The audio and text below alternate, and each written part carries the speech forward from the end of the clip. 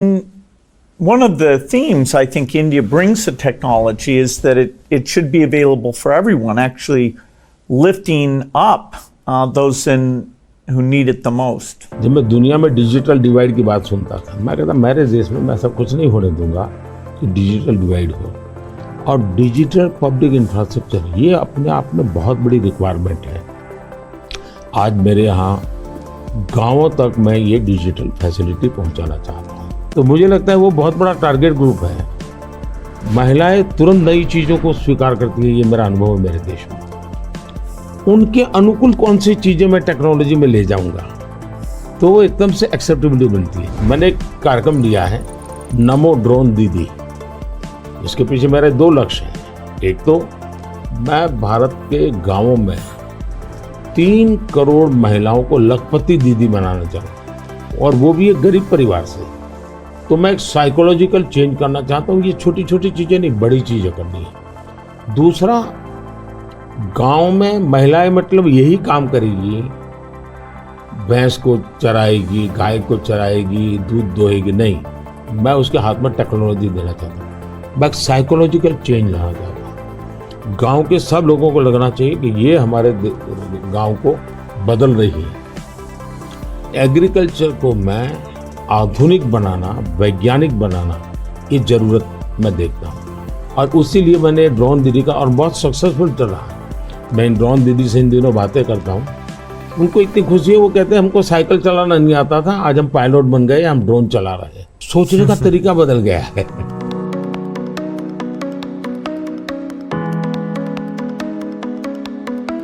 मैंने African countries के बहुत से लोगों से बात की। मैंने उनको कहा कि मैं इसमें आपकी मदद करने को तैयार हूँ, क्योंकि ये सबको समान अवसर देता है और डेमोक्रेटाइज, ये उसका मेन पॉइंट है, उसको नहीं छोड़ सकते आप। अब आपने देखा होगा कोविड में दुनिया सर्टिफिकेट नहीं दे पा रही थी। मेरे यहाँ मुझे वैक्सीन लेना है तो मैं कोविन ऐप पर जाकर के कितने डिस्टेंस पर मुझे मिलेगा, कौन सा टाइम स्लॉट मिलेगा, और मेरा सर्टिफिकेट भी मुझे within fraction of second मिल जाता था। और कोविन मैंने ओपन सोर्स कर दिया था, कोई भी उसका उपयोग कर सकता है। तो ये मेरा होगा, उसका कारण डिजिटली बहुत लाभ हुआ है मेरे देश में। और हम शायद जो इंडस्ट्रियल रिवॉल्यूशंस हुए, फर्स्ट सेकंड, हम पीछे रह गए क्योंकि हम गुलाम थे। ये चौथा जो इंडस्ट्रियल रिवॉल्यूशन है, जिसमें डिजिटल एलिमेंट सबसे बड़ा है, और भारत इसमें बहुत कुछ प्राप्त कर लेगा, ऐसा मेरा विश्वास है। Yeah, I think the key point is that the digital infrastructure just gets keeping richer. You know, a lot of people know about the identity system and the digital payment systems, and that the government, by taking virtually all the government payment programs now and digitizing those, that alone saved a lot of money, and it created access on a more equal basis. But now as you're moving into the different areas, advice for farmers, registering their land, tutoring for kids, and the health records, connecting all of those. That's kind of a second phase.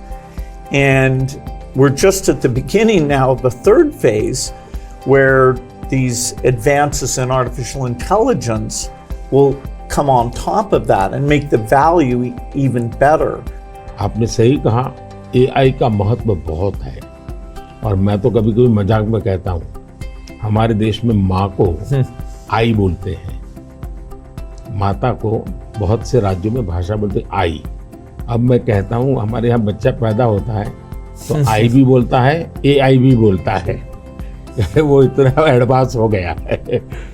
अब देखिए मैं कैसे उपयोग करता हूँ, मैं आपको बताऊँ, जिसको देखकर आपको भी खुशी होगी कि कॉमन मैन कैसे AI का उपयोग कर सकता है। जैसे मैंने G20 में AI का बहुत उपयोग किया। मेरे पूरे G20 का परिसर था, उसमें पूरा का पूरा AI का उपयोग करके सारे इंटरप्रिटेशन की व्यवस्था मैंने AI से की। मैंने मेरे सभी ड्राइवर्स को मोबाइल फ़ोन पर ऐप डाउनलोड करवा दिया, उसके साथ बैठे हुए गेस्ट उनको करवा दिया।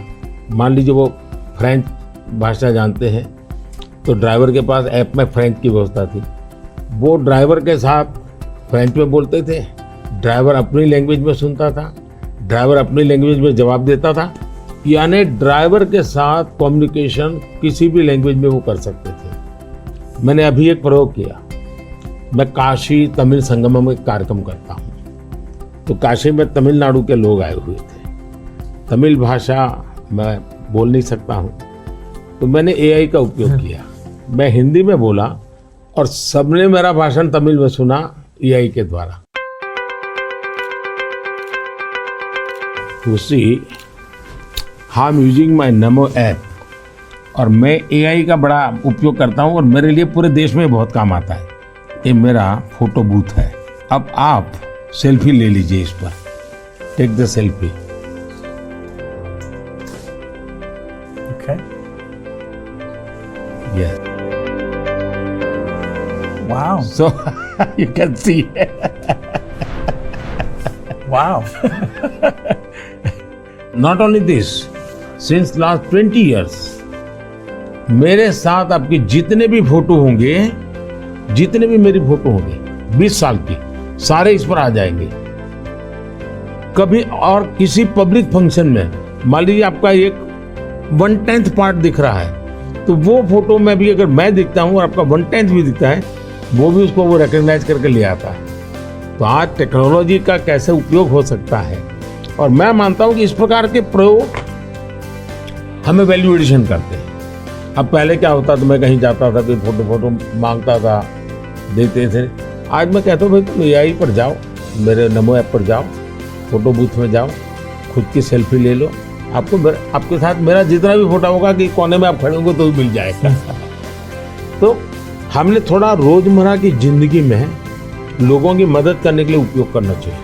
तो मेरी कोशिश होती है कि पहले उसको कंफर्ट लेवल देना, उसको लगना चाहिए हाँ यार ये तो मेरे काम का है। जब काम में होता है तो फिर उसको इनोवेशन करता है, वो नई चीजें जोड़ देता है। I'd love to hear your view on how India sees AI. अगर हम एआई को एक मैजिक के टूल के रूप में उपयोग करेंगे तो शायद बहुत बड़ा अन्याय हो जाएगा। या एआई का उपयोग अपने आलसीपन को